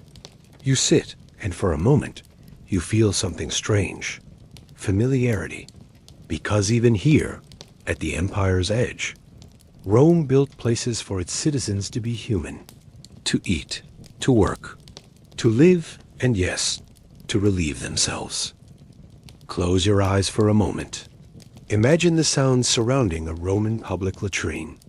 Not just silence or awkward glances, but an ambient soundtrack of an empire's daily rhythms. The latrine was alive with noise, subtle and persistent. First, the gentle trickle of water, running beneath stone benches, flowing steadily through channels, guiding waste away with a soft, constant murmur like a whispered river beneath the city's feet. A sound meant to comfort, to cleanse, to erase. Then, the murmurs of conversation. Despite the private nature of its function, the latrine was a social place. Friends exchanged greetings. Traders bartered snippets of news. Soldiers grumbled about the cold. Philosophers debated the nature of virtue and vice. The din was low but persistent, like a stream of quiet voices blending into one. Occasionally, laughter would break through, sometimes forced, sometimes genuine. Perhaps a joke at the expense of a local official, or a ribald quip whispered between freedmen. You might hear the clatter of sandals on stone floors, the shifting of robes, the scrape of a sponge against skin, or the splash of water refilled into basin jars. Animals sometimes passed nearby: a dog, a stray cat hunting scraps. The distant call of a street vendor, hawking bread or olives, might drift through open windows or doorways. And the ever-present wind, moving through corridors and alleys, carrying with it smells and sounds, mixing the city's chaos with the relative calm of the latrine. For the Roman, the latrine's soundscape was a reminder. This was a living city, imperfect, human. Even in moments of solitude, one was never truly alone. And this constancy, the sound of water, the soft chatter, offered a kind of rhythm, a pulse, a lullaby for the weary body and restless mind. So as you listen now to silence, consider this. History is not only written in words or stones. It is also heard in the drip of water, the murmur of voices, the quiet of the everyday. The latrine, in its way, was a place of connection. Between strangers, between past and present, between the necessity of the body and the resilience of the human spirit. Not all Romans faced the same conditions. For the elite, a private latrine was a mark of distinction, an indulgence few could afford, but many desired. These were not mere benches in a public chamber. These were rooms of marble, sometimes adorned with mosaics or frescoes depicting mythological scenes or the lush countryside. The air was perfumed with oils. Water was kept flowing by private aqueducts or lead pipes, and the noise of the city was muffled behind thick walls. Imagine a senator's villa on the Palatine Hill. His latrine might have a bench carved with personalized inscriptions, a water channel flushed continuously by servants, a jar of scented vinegar nearby, along with a personal sponge on a carved wooden stick reserved only for his use. Some private latrines even had small fountains or statues nearby, turning the experience from a mere necessity into a brief moment of contemplation or pleasure. The wealthy would sometimes invite friends to their latrine chambers, turning the act into a social occasion. Philosophical discussions, political debates, a peculiar intimacy, sharing the most human of needs. Yet these spaces were not only about comfort, but also about status. Having a private latrine demonstrated access to resources, running water, skilled labor, exotic materials. It marked a separation from the masses who shared benches and sponges. But with luxury came its own set of concerns. Lead pipes, common in elite plumbing, could leach toxins into the water supply, contributing to ailments that puzzled even the wisest physicians. And privacy, while cherished, could isolate, removing the social rhythms found in public latrines. Still, for the elite, the latrine was a place to control one's body, one's environment, and one's image. A place to be clean, alone but also seen by select few. To lie in marble, even for a moment of vulnerability, was the Roman way of asserting order over chaos. And for the rest of the city, these luxuries were visible reminders. Reminders of power, wealth, the fine line between man and emperor. The shared sponge on a stick, perhaps the most infamous of Roman bathroom accessories, is both a practical tool and a symbol of the times. Imagine entering a public latrine, sitting upon the cool stone bench, and reaching for this sponge. It's soaked in vinegar or salt water, intended to cleanse the skin after relief. But it is also shared by all. For the modern mind, this seems almost unthinkable, yet for Romans, it was accepted. It was normal. The sponge was attached to a wooden stick, sometimes carved or reinforced, and kept in a basin of scented vinegar when not in use. After a visit, the sponge was rinsed and dipped again before passing to the next user. Not without risk, certainly, but also with routine care. The sponge's design and ritual cleaning indicate an understanding that hygiene mattered, even if the details fell short of modern standards. Interestingly, archaeologists have found sponges preserved in waterlogged latrines, some still attached to wooden handles, offering a tactile link to the daily lives of ancient Romans. The sponge also carried social weight. The idea of sharing such a personal tool with strangers was a reminder of collective humanity and of communal survival. The attendant's role was crucial here, ensuring the sponges were cleaned regularly. Vinegar was replenished, and no one abused the supply. And perhaps most strikingly, the sponge became a kind of equalizer. Senators and slaves alike wiped with the same implement. In a city of vast social stratification, the sponge spoke a quiet truth. The body is one, regardless of rank. So as you drift in your own bed, with private towels and soap, remember the sponge. Shared, rinsed, passed along a small but constant thread weaving Romans together in their most intimate moments. Roman walls were not silent. Everywhere you went, from the forum to the tavern, from the baths to the latrines, voices found a way to speak through graffiti. But the latrine, perhaps more than any other place, was a canvas of raw honesty, carved into stone benches or scratched. Onto plastered walls were messages, doodles, poems, insults, political jabs, and sometimes simple marks of presence.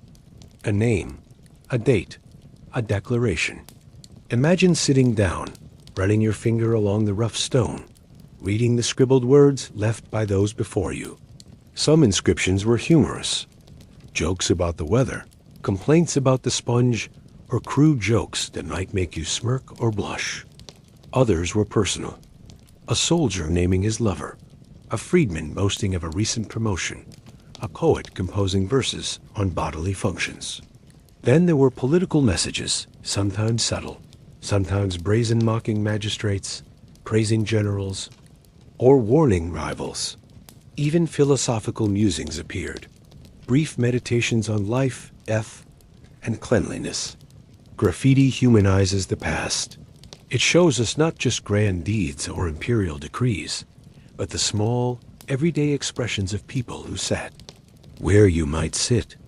And the latrine, as a liminal space between the private and public, the sacred and the profane, was the perfect place to leave such raw marks.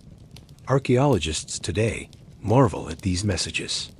They reveal a city alive with voices, even in its quietest corners. So as you imagine the latrine, picture these words, whispers etched in stone, echoes of laughter and thought, reminders that even the most mundane moments are part of a greater story. When it comes to Roman toilets, one might ask, where were the women? The short answer, everywhere, though often less visibly recorded. Unlike the bold inscriptions and shared camaraderie of male latrines, women's bathroom habits were surrounded by greater discretion. Not because women didn't use public latrines, they absolutely did, but because their presence was often segregated, culturally obscured, or simply underdocumented. In some public bathhouses and marketplaces, separate latrine facilities for. Women existed, though far fewer than for men. In others, women and men shared space, using the latrines at different times of day. Privacy was relative, a cloth partition, a curved wall, a gentle attempt to respect modesty in a city with few secrets. For elite women, especially those of status and means, latrines were more private affairs, tucked discreetly inside a domus. Or villa, often connected to personal bathing spaces. These might include a servant's assistance, perfumed oils, and fresh linens. The toilet, even in its most basic function, could become an experience of curated comfort. But for the vast majority of Roman women, those who lived in insulae, the crowded apartment buildings of Rome, privacy was a luxury. Public toilets were used as needed. Some even resorted to chamber pots emptied into shared alleyways or overburdened drainage ditches. Hygiene for women presented added challenges. Menstruation, pregnancy, and childbirth, all routine parts of life, intersected with a public sanitation system designed largely with men in mind. Yet Roman women adapted. Cloth rags, natural sponges, and herbal washes became tools of everyday dignity. Midwives passed knowledge through generations. Bathhouses and fountains offered small moments of respite. And while men carved graffiti into latrine walls, women left fewer visible marks. But they existed, scratched names, bits of verse, declarations of love, whispers in stone, more private, perhaps, but just as present. There were also taboos. Certain religious festivals, such as those involving the Vestal Virgins, carried strict rules around bodily purity. For these sacred women managing daily, bodily needs required ritual care, solitude, and control. Cleanliness wasn't just physical, it was symbolic. In Roman literature, women's modesty was praised and weaponized. Poets and satirists poked fun at hygiene habits. Juvenal mocked wealthy women who bathed too often. Others warned of women with too much perfume, a coded critique of those seen as vain or impure, but reality was more nuanced. Women were not passive recipients of hygiene. They participated. They adapted. They endured. And in the unglamorous world of Roman sanitation, they, like the sponge, like the stone bench, like the quiet stream beneath the latrine, were always there, often unseen. So as you imagine the bustle of Roman life, remember that half the population used the same streets, the same water, the same sponge. Their silence is not absence. It is a different kind of presence, a quieter kind of resilience. What do you think the Stoics had to say about toilets? More than you might expect. For thinkers like Seneca, Epictetus, and Marcus Aurelius, the toilet, though seldom named, was deeply symbolic. Because for the Stoic, every action of the body was a chance to reflect on virtue, control, and detachment.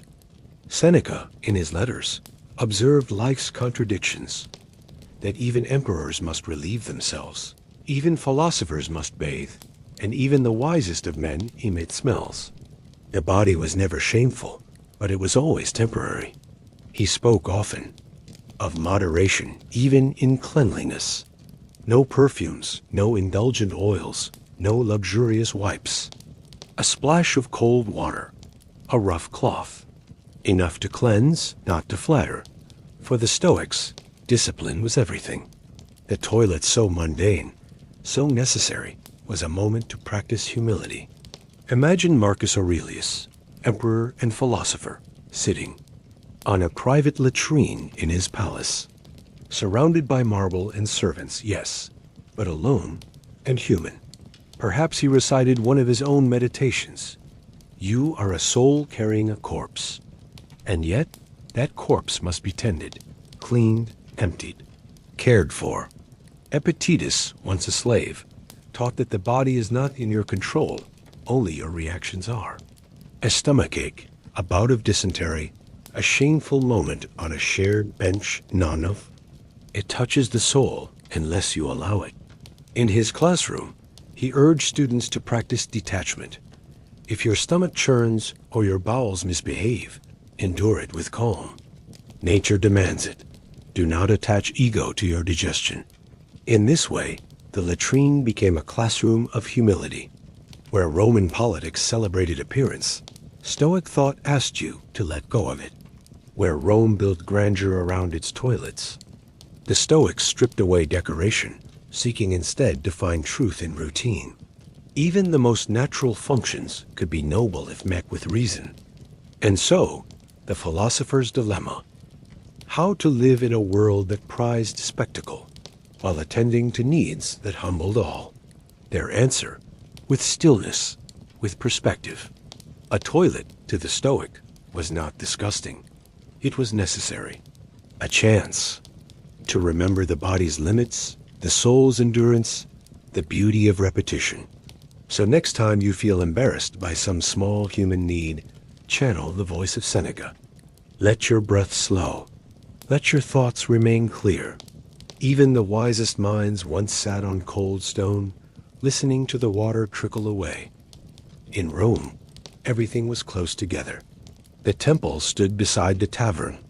The bathhouse was just down the road from the butcher. And often, the public toilet nestled comfortably next to the marketplace. At first glance, this feels wrong. The scent of latrine wafting into the aroma of fresh bread and olives. And yet, to a Roman, it made practical sense. Proximity meant convenience. One could shop, relieve oneself, and gather gossip in the span of half an hour. The latrine, like the fountain or the well, was part of the civic rhythm, a stop along the way. Let us walk together now through a Roman Miscellima market. The air is alive with smells: honey-glazed figs, grilled fish, dusty cumin, fresh-cut flowers, baked barley loaves still warm in linen. Voices rise, merchants hawking, children laughing, donkeys braying. And near the edge, just beyond the olive vendor and the money changer, stands a stone building. Modest, unmarked, open air. The latrine. No sign is needed. The smell tells you. Not repulsive, exactly, but earthy. Real. Inside, the benches are smooth with wear. The water runs beneath. A sponge floats gently in vinegar. And just beyond the wall, a woman counts coins. A boy sells pears. A senator's cook selects fish. This closeness served more than convenience. It served efficiency. Waste from the market spoiled produce. Bones, rinds often flowed with latrine. Water into the city's drains. The same aqueducts that filled fountains, flushed toilets, and washed marble floors. Of course, not everyone welcomed the nearness. Some complained, especially when winds shifted, but others saw the latrine as a place of rest. To sit, even briefly, in cool shade, to wash one's hands, to exchange news. It was not a luxury, but a rhythm, a break in the marketplace's bustle. In some cities, toilet walls held price lists, not for the sponge, but for services. A tip for the attendant, a coin for a cleaner, a fee for access if one wasn't a citizen. Commerce and cleanliness went hand in hand, and the attendants knew their customers. A regular might be greeted with a nod, a traveler with a shrug, a child with a smile and a fresh basin of water. So picture it now: a woman with a basket of dates, a soldier with sweat on his brow, a student with a scroll tucked under his arm, all pausing in the same space, connected not by trade, but by necessity. The toilet wasn't glamorous, but in Rome, it was central. Even in a city as practical as Rome, the toilet was never just a toilet. It was a threshold, a liminal space, where fears and imaginations gathered, and in its shadows lived stories, ghosts, spirits, curses. To sit on a toilet was, in the Roman imagination, to become temporarily vulnerable, physically and spiritually. The body opened, the senses dulled, and the mind wandered. It was in these moments that something other might slip in. Some feared Lemuries, the restless dead. These weren't friendly ancestors. They were ghosts who hadn't been properly buried, or honored souls that lingered, angry, confused. And latrines, with their darkness and dampness, were said to attract them. It wasn't uncommon for a Renang to mutter a protective charm before entering a latrine, just a phrase, softly spoken, a name of a god, a plea for protection. Others carried amulets, small pieces of bone, carved phalluses, or etched lead tablets with symbols to ward off evil. And in some cases, the fear became ritualized. Household toilets, especially in older homes, might be blessed with olive oil or wine, a few drops poured onto the threshold, a whispered thanks to Stercutus or Closhina, a nod toward the underworld gods. There were even stories told quietly over wine of toilets that cursed those who sat too long or without respect. A magistrate who grew sick after mocking the sponge, a servant who fainted after using a latrine during a thunderstorm, a child who vanished, leaving only footprints. Were these tales true? Probably not, but they were true enough to those who whispered. Them and the Romans, though pragmatic, were also deeply superstitious. Some believed that certain toilets, especially old ones, were haunted, a seat that always felt cold, a corner where shadows lingered, a basin that never emptied, no matter how often it was cleaned. Others went further. They buried curse tablets near toilets. These small sheets of lead, inscribed with tiny, coiled writing, called down misfortune upon enemies. May his bowels churn, one reads. May she never find rest. Some were tucked beneath latrine stones, where waste and water might activate their power.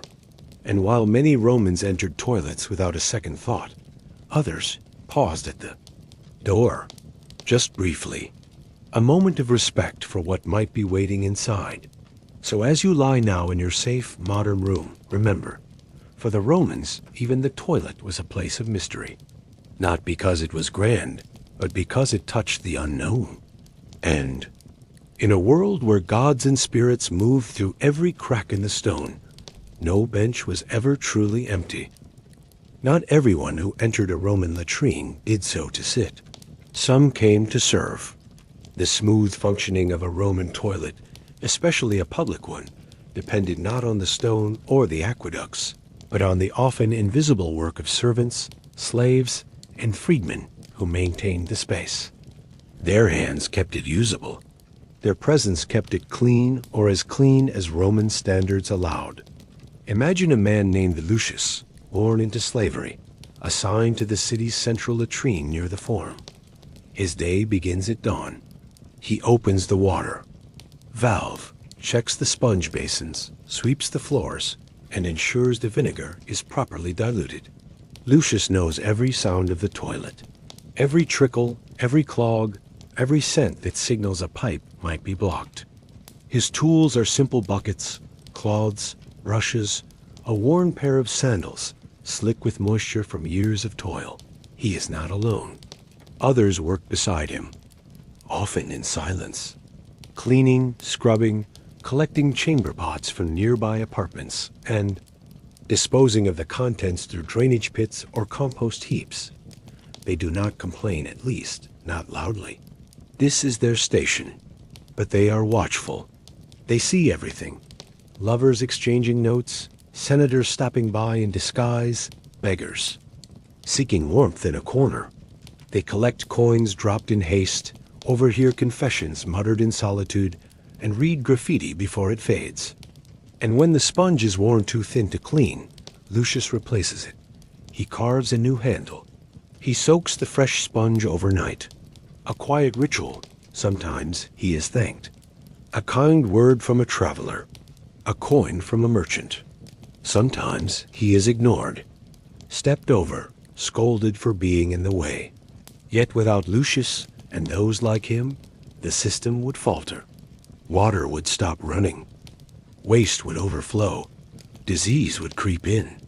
They were the backbone of sanitation, yet rarely recorded in stone or scroll. We know them not by name, but by evidence: scratches in stone, broom marks, fingerprints in clay pipes. They remind us that behind every public function lies a network of unseen labor. Human hands, weary but essential. So as you stretch out, tucked. In warmth, picture Lucius, sponge in hand, walking the length of a long, dark latrine, doing what must be done, not for glory, but for the good of the city. Children and toilets, some things, across history, never change. In ancient Rome, children were not sheltered from the city's inner workings. They were born into its rhythms, baths, markets, temples, and yes, toilets. From a young age, they learned not only how to use the latrine, but how to behave within. There are small signs everywhere, miniature footprints preserved in soft stone, graffiti carved at a lower height, doodles of animals and stick figures alongside more adult messages. A boy named Titus, perhaps 6 years old, might follow his father into the public latrine. He holds a tunic awkwardly, mimicking movements. He sits for a moment, then stands, fascinated by the water channel below. The sponge is a source of mystery. The dark hole beneath the bench, a portal to adventure, or sometimes terror. And yes, sometimes there are accidents. A slip, a splash, a lost toy. Roman texts mention this rarely, but the archaeology speaks. Children's sandals found in drains, small rings, terracotta figurines, all reminders that little hands were busy. In spaces adults preferred they not linger. There were no separate children's toilets. Children were taught early to use the same benches as adults, just as they learned to eat from shared bowls, sleep in tight quarters, and bathe beside strangers. Girls, especially, were trained in modesty, not just how to squat, but how to manage. Layers of clothing, how to use cloth for cleaning, how to speak softly, how to avoid the gaze of boys. Boys, as boys will, sometimes misbehaved. They played games in the shadows, startled strangers, carved their names in stone. Toilet etiquette became a form of education. Teachers might escort young students to the latrine after lessons. Older boys helped younger ones manage their tunics. A child who lingered too long was scolded. A child who slipped was laughed at. Then helped up, there were lessons in safety too. Don't lean back too far. Don't drink the basin water. Don't run in sandals on wet stone. It was the city itself that parented them as much as any mother or nurse. And while we don't have Roman children's toilet songs or rhymes, though, perhaps, they existed. We can imagine their whispered stories. There's a ghost in that stall. If you throw a fig into the hole, you get a wish. The emperor uses gold sponges. Mischief, memory, mirth. So the latrine was not just a place of necessity. It was a place where children became citizens. Quietly, one sponge at a time. Above ground, Rome glittered. Temples gleamed with marble. Aqueducts arched across valleys. Forums buzzed with voices. And ambition. But below? There, too, was genius quiet, unseen, and utterly essential. The Cloaca Maxima, Rome's great sewer, was more than a marvel. It was a lifeline. Conceived in the 6th century BCE, under King Tarquinius Priscus, it began as a drainage ditch. Over centuries, it grew, winding beneath the Forum, channeling waste and rainwater into the Tiber. But the Cloaca Maxima was not alone. By the empire's height, Rome had a vast web of sewers, canals, and channels, some brick, some stone, some carved directly into bedrock. Toilets, baths, fountains, even. Rooftop gutters fed into this intricate system. Let's descend together. Step into the darkness beneath the street. The air is damp, heavy with the scent of moss, age, and something more primal. Water trickles in distant rivulets. A rat scurries. Roots push through cracks in stone. Now imagine this not as ruins, but as a living system. Slaves waded waist-deep to clear clogs. Plumbers plumberry, named for their lead tools patched leaks. Engineers monitored slope, flow rate, and pipe width. Waste from 1,000 latrines joined. Water from fountains, mixing with ash from kitchens, refuse from tanneries, and runoff from storms. And yet the system functioned. Toilets were often built with slightly raised floors. Beneath them ran channels, gently sloped to carry waste away. A small constant stream, often from bathhouse overflow or rain collectors, kept the matter moving. The idea was not removal by force, but by flow. Of course, not all systems were equal. Wealthy homes had private sewers. Villas might drain into irrigation channels. In poorer quarters, pipes broke or backed up. The smell could rise through drains. The water sometimes stagnated, but the design was still there, an ideal of cleanliness, even if imperfectly applied. The Romans even developed inspection shafts' vertical access points, allowing workers to clear blockages without dismantling roads. And the latrines? They were part of this logic. Not an afterthought, not a luxury, a necessity, accounted for, measured, integrated. It was dirty work, but it was organized. So when we speak of Roman greatness, let us not forget what lay beneath. The arches and altars drew praise, but the sewers ensured survival. After all, what good is an empire if it cannot dispose of its waste? No system, no matter how grand, lasts forever. And Rome, though mighty, was not eternal not in practice. As the empire weakened first, gradually, and with lurching collapses, the toilets fell silent, maintenance waned, aqueducts cracked, public funds dwindled. The engineers and laborers who kept the water flowing were dismissed, unpaid, or killed. In war, the latrines remained stone benches in now empty halls, but the water beneath them stilled. Sponges dried, vinegar jugs sat untouched, and then came the filth. Without flowing water, waste backed up. The channels clogged, rats multiplied. Disease returned, not as metaphor, but as reality. Rome's once proud sanitation infrastructure collapsed under the weight of neglect. Invasions disrupted trade. Civil wars shattered supply chains. As city populations shrank, buildings were looted for materials. Lead pipes were melted down for weapons. Marble from toilet walls found new homes in churches. Sewer entrances were bricked over. Some latrines became storage rooms, others shelters. Some, abandoned, filled slowly with soil and dust, hiding centuries of history until archaeologists unearthed them. A few were repurposed. In some cases, medieval residents used ancient latrines for new forms of waste. In others, they feared the dark holes, calling them cursed or haunted. The knowledge, too, faded. Roman manuals on water engineering were lost or ignored. The complex balance between cleanliness and public health disappeared from civic planning.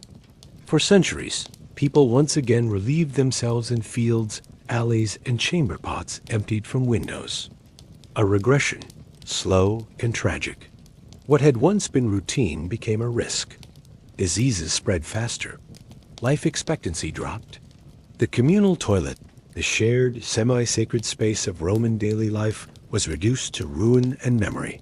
And yet, the stones remained, quiet, waiting. When 18th and 19th century explorers uncovered these sites, they marveled at the detail. The benches, the pipes, the graffiti. And today, as tourists walk through Pompeii or Ostia, they pause before the toilets, smiling, curious, perhaps a little uncomfortable. They snap photos, read placards, shake their heads. Can you imagine?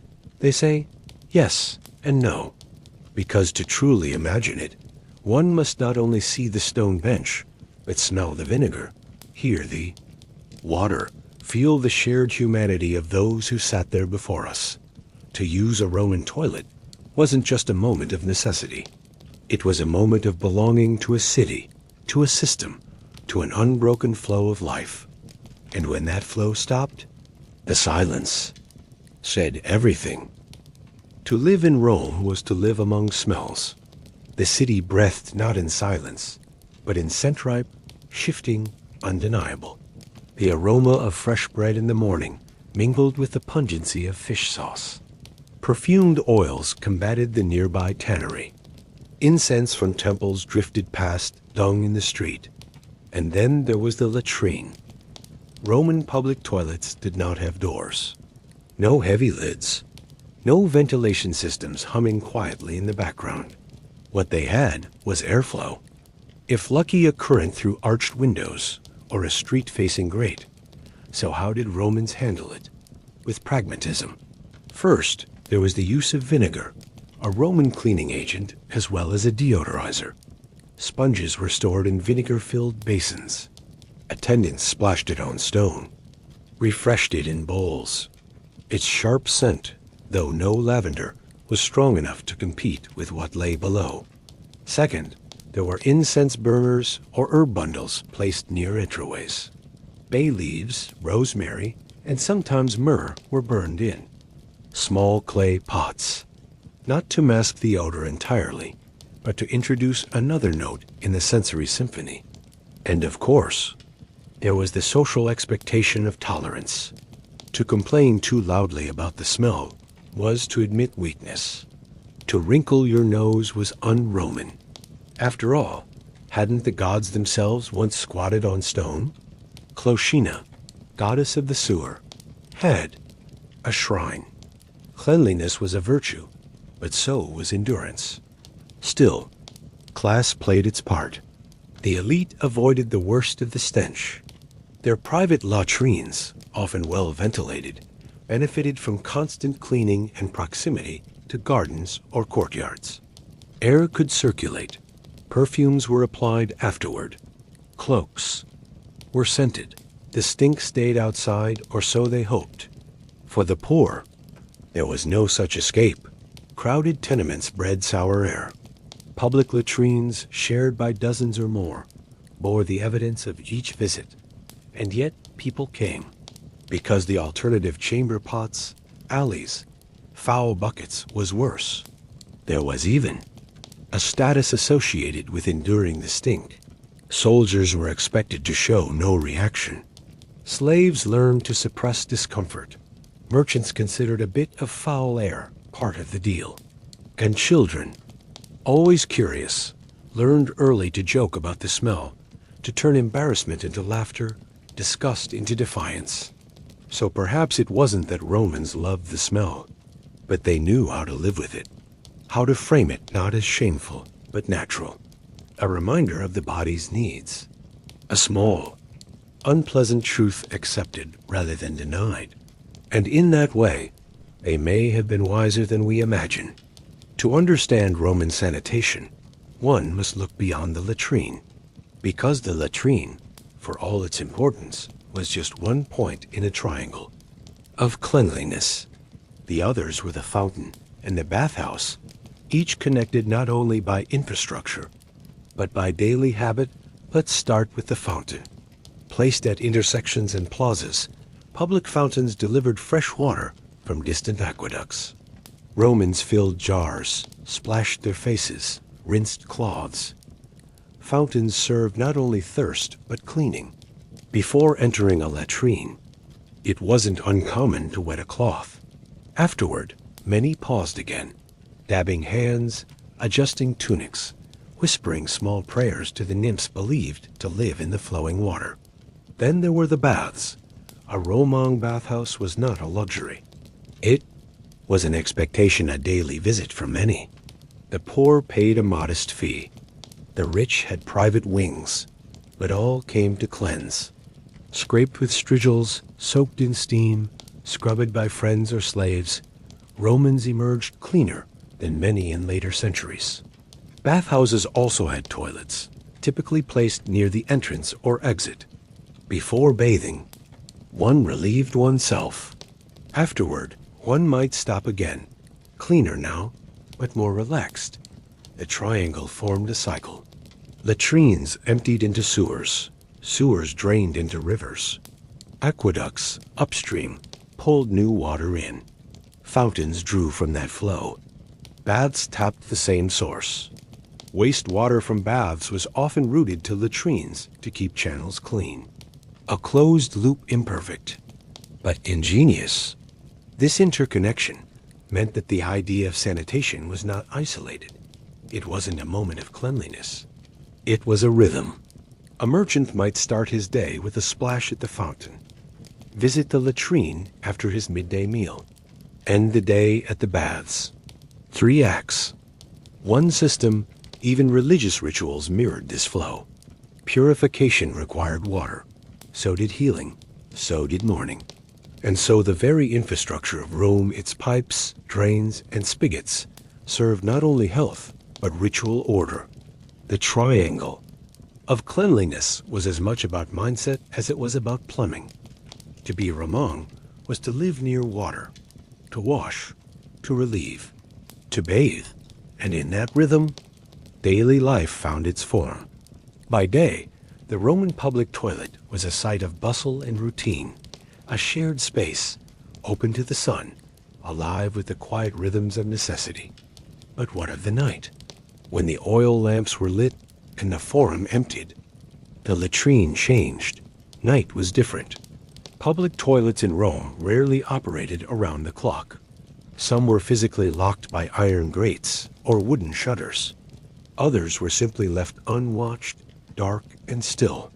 The absence of attendants made them less inviting, less safe. Shadows pooled between stone benches. The gentle trickle of water became an eerie sound. Romans, pragmatic as ever, adapted. The solution was simple: the chamber pot. Every household, from the lavish domus to the humblest insula, kept one or several.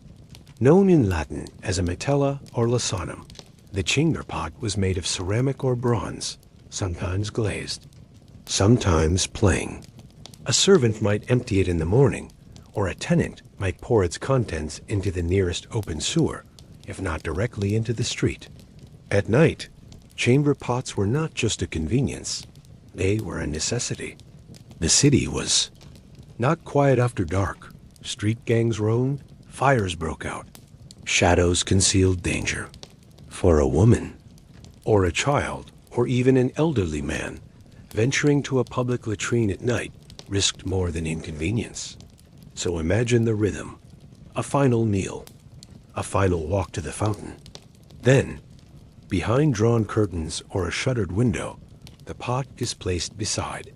The bed, a candle flickers, a child stirs. The act itself, urinating or defecating into the pot, was quick, silent. A cloth might be used for wiping. The pot covered again. In the morning, it would be dealt with.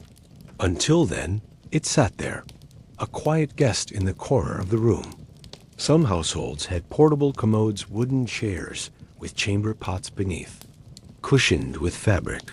The elite might even have silver-rimmed versions with carved legs and ornate lids. But no matter how decorated, the pot was closer than the latrine, and perhaps more intimate. There were rules, of course. Chamber pots weren't to be left full.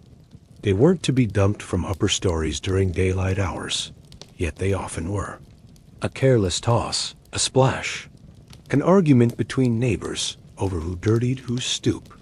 Night in Rome smelled different than day. Less perfume, more oil smoke, more urine, wafting faintly from alley drains and back doorways. And yet, in that odor, there was continuity. The body never stopped. The city never stopped. And the chamber pot, humble and unnoticed, carried Rome's needs through the dark until morning returned. Power in Rome was measured in many ways: land, lineage, loyalty, and luxury. Even the toilet could become a symbol of imperial comfort. For the emperor, nothing was left to chance. Even relief was curated. Imagine a chamber in the Domus Aurea, Nero's golden house. Not a public space, not a marble bench on a busy street, but a private, quiet room, light filtered through alabaster windows. Perfumed oils burned in small bronze holders. The bench was cushioned, carved, warmed, yes, warmed. Some imperial latrines used systems of hypocaust heating, a network of hot air channeled under the floors. The stone remained gentle to the touch, even on winter mornings. No sharp cold, no hasty purging. The emperor's privy was more than function. It was theater. A servant might assist with clothing. Another might hand a sponge fresh, clean, stored in a sealed urn of rare herbs and vinegar. A third might stand guard at the door, listening for the ring of a bell, ready to bring a bowl of water, a towel, perhaps even a sip of honeyed wine. This was not about indulgence. It was about separation. The emperor did not squat in line beside fishmongers or soldiers. He did not trade gossip on the bench or carve graffiti. His body, though subject to the same needs, was protected from the shared world of waste. Yet even emperors got sick. We have records of imperial diarrhea, of fevers, of poisoned food that worked its havoc. Augustus, cautious always, preferred light meals and steady digestion. Claudius, famously mocked for his weakness of stomach, was said to spend hours in the latrine. And there were political whispers, too, of assassination by sponge, of poison delivered through perfumed water, paranoia in the most vulnerable mint. Perhaps that is why some emperors installed privies within arm's reach of their sleeping chambers. Others kept personal physicians nearby, monitoring digestion, prescribing herbs, administering enemas. To rule the Roman world was to rule a delicate machine, and no part of the body, not even the bowels, was ignored. To the emperor, the toilet was not beneath his station. It was a sanctuary, as important in its own way as the Senate or the battlefield. So next time you imagine Roman power, don't stop at the toga or the laurel wreath. Picture the emperor, seated quietly, attended by silence and scent, the hum of warm stone beneath him. Still human, still Roman, still relieved. Time has its own kind of silence. The chatter fades, the water dries up, the footsteps stop echoing. But if you listen closely, really listen, you'll still hear Rome, murmuring through the walls of its forgotten latrines. What the Roman toilet left behind is not just stone and structure. It left stories, quiet, humbling ones, carved in benches, etched into underground drains, whispered through the soot-filled corners of abandoned villas.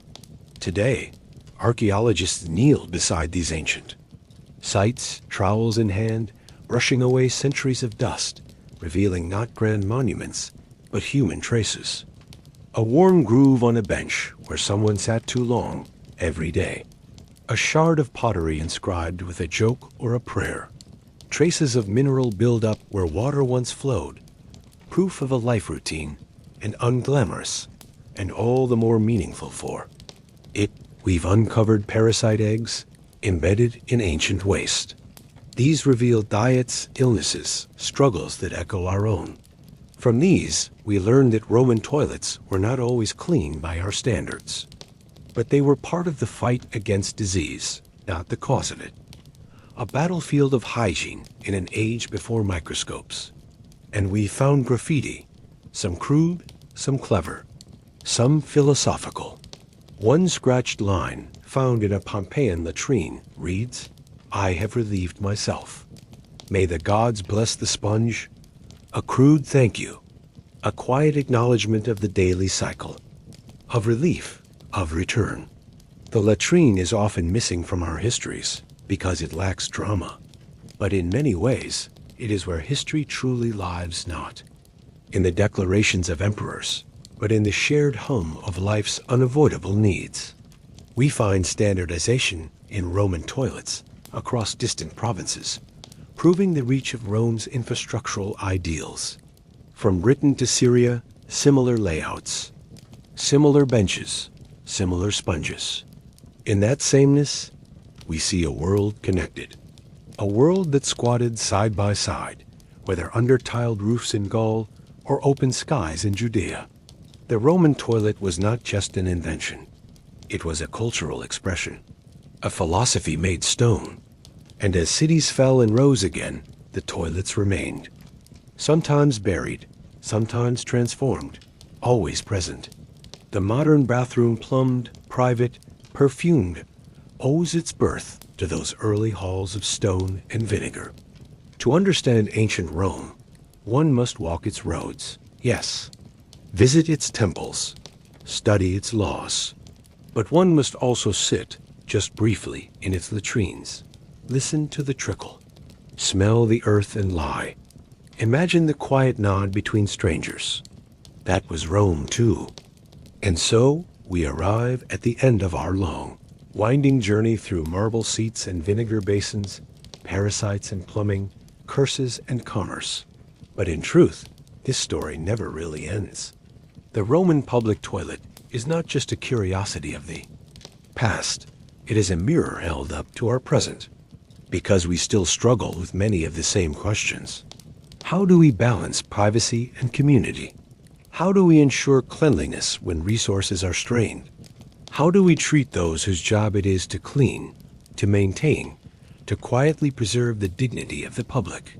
The Roman sponge, soaked and reused, may horrify our modern sensibilities. But the deeper truth is this: they tried, they engineered, they maintained, they planned. They understood that sanitation was not a luxury, it was a foundation, a civic act, a shared duty.